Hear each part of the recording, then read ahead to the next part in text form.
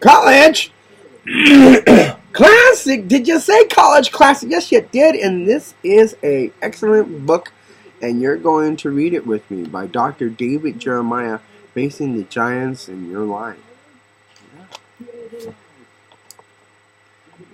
This series of studies is not about the kinds of giants we read about in the Old Testament, giants like Goliath, who stood more than 9 feet tall. Instead, we're going to talk about another breed of giants which can be every bit as threatening to our well-being, spiritual giants that invade our lives and seek to destroy the work of God in us. Giants like gang members, terrorists, things like that, and the people that come out from these gangs who are whacked out on drugs and want you whacked out on drugs, and they rape and they steal and they lie and they set up traps for you so they can hurt you.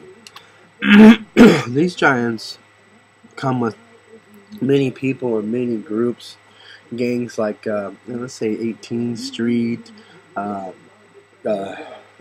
terrorists like ISIS, and they have large groups of people, and they have children and grandchildren, and the grandchildren know they're either terrorists or gang members, and they go into the police departments, they work as police officers, sheriff's deputies, and they get jobs in places, and it's forgotten that their parents were from 18th Street and that they battled against police at one time and they shouldn't be in the department at all. And people like terrorists who, when they first came here, had terrorized cities, streets, and houses, and neighbors, and now their grandchildren are working in the police departments, and it's forgotten they were terrorists, but their parents are still terrorists. And these are the giants that we're facing today here in America, and it's really bad. And these are the people that Donald Trump wants to come against. He doesn't want them here. And he must have suffered the same thing as well as we have suffered, and he's tired of it, because I'm tired of it, and I know many of you are. The first of these giants we will study is the giant of fear. Many people have phobias, those irrational roadblocks that keep us from doing things we want to do. Some people are afraid of heights, some people open spaces, some of airplanes, and many more of 100 different phobias. One of the phobias is gang members. They're afraid of them. They know that the police aren't going to be able to catch them all. And we keep letting these people in from Central America, and they keep bringing their drugs and their vicious activities here. So much so now that police can't even fight against it the way they used to. They're practically police can do practically nothing unless they draw a weapon or they try something physically. Police can do nothing. There are so many laws governing their protection where our protection was concerned.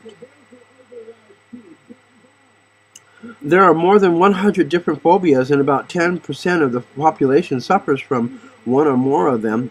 But these phobias are not what we'll be studying in these series.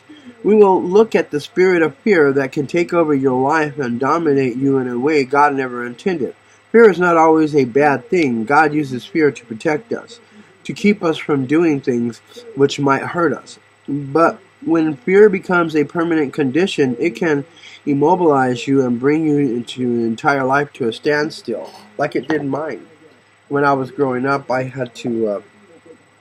was falsely accused of something by an 18th Street member, and I couldn't go to school no more the shortcut way, which was just right down the street from my house.